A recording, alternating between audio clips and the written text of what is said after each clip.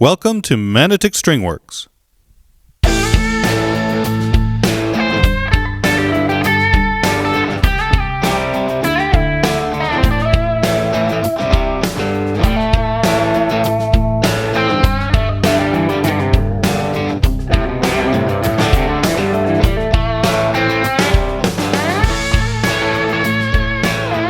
Please remember to like and subscribe and hit that notification bell for more video content.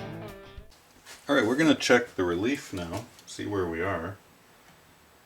Capo on the first fret, and use 12 thousandths. Not really expecting much better than that. Press down, where the neck meets the body, anywhere here, even the last fret.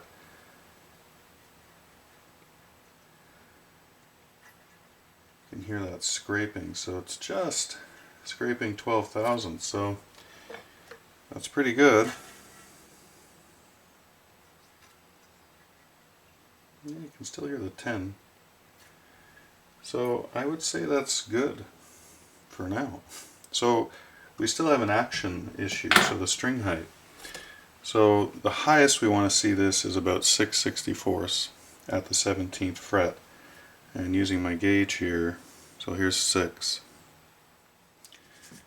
So the 6/64 at the 17th fret. See, the E string is really bouncing. A, D, yeah, it's really high. So we're going to have to drop the saddles down.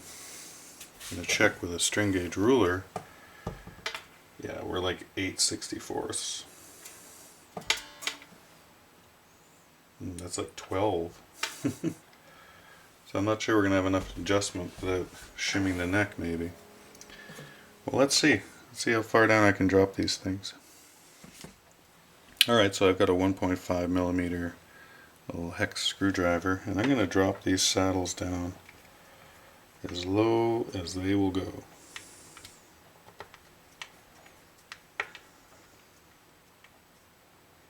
Right to the deck. Oh, I still got room. Thought I was done there.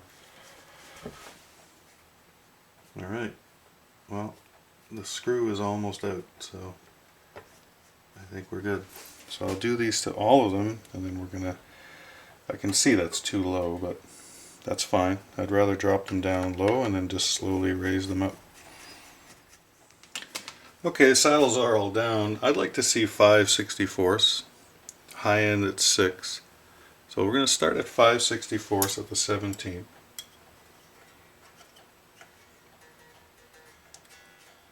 I can just hear my gauge hitting that string, so I'm going to raise it up just a touch. Remember, make sure the saddles are even.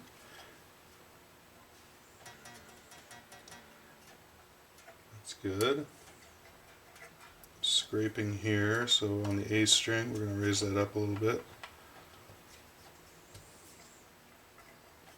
and then the E, yeah, so we need to raise that up.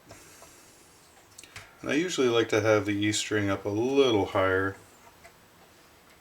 because it is the one that's going to clang around a lot more. Okay, so that's it with the gauge.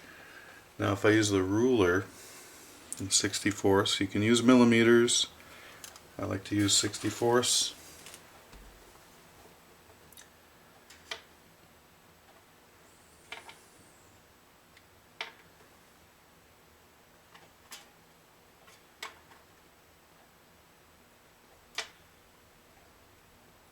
That's looking good. Now there could be a reason that the previous owner had raised the action up really high. Maybe there was some buzzing. And frets were buzzing out. So just go up and down the fretboard. And I do this on the bench. I don't press hard. You can do it in the playing position.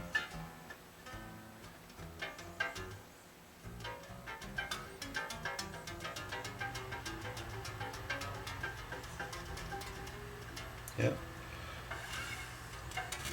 Usually you're going to get fret issues around here. excuse me.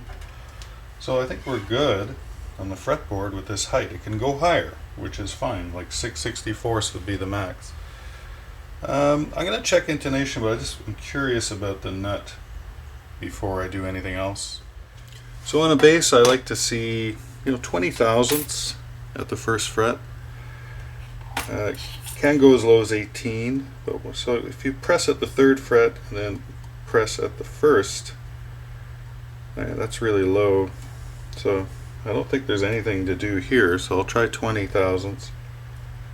Yeah, you can hear that scraping. I have to push it under. Yeah, so this nut is low already. Can't go any lower. Yeah, the 18 doesn't even get under there. So as long as there isn't any string fret buzz when you play the open note, then you're okay. But you don't want that too low, because then you're going to end up with fret noise right here on the open string. And if it's too low, you got to change the nut. You can't do anything about that. Alright, so let's check the intonation on this bass. So we do that at the 12th fret. Tune up the open string, harmonic, and we can see it's flat. Do the D, harmonic, same thing. A, it's a little flat tuning. Flat.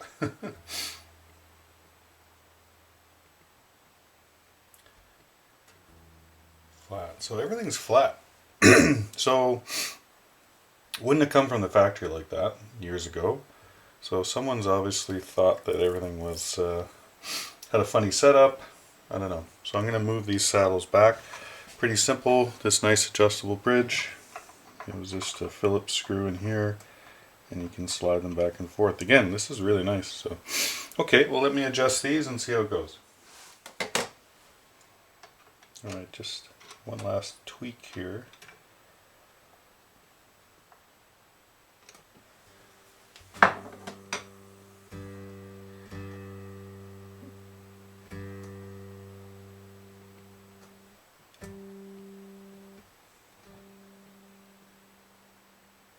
Pretty good.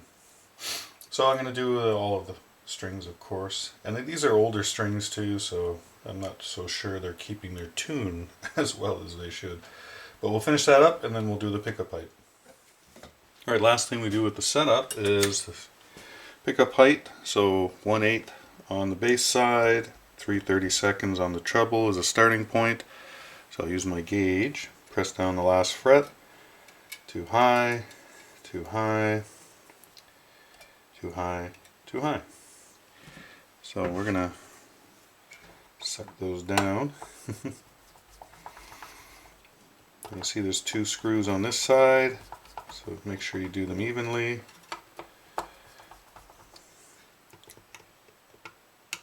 And just play with the height. Start at 1/8 and 3/32 like I mentioned. And then find a height that you think the tone sounds good. Too close is not good, the strings don't vibrate well. Too far away, you're going to lose a lot of volume. So again, there are things that are meant to be adjusted, and you can definitely do that. Just takes a screwdriver, Phillips screwdriver, and do it yourself. So that'll do it for the setup. So this bass came in here in pieces.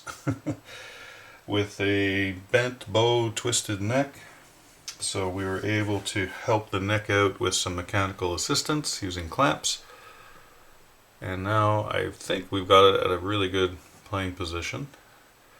So we cleaned up the frets, the fretboard, reinstalled the nut, did the string height, the action, adjusted the pickups, and did the intonation as well. And the nut action at the first fret is very low, as low as it'll go, I guess. So it's fine for now. So overall, hopefully this bass starts playing well again. The neck looks pretty straight, so I'm happy with that. Alright, so thanks for watching. We'll see you in the next video. Take care. Bye for now.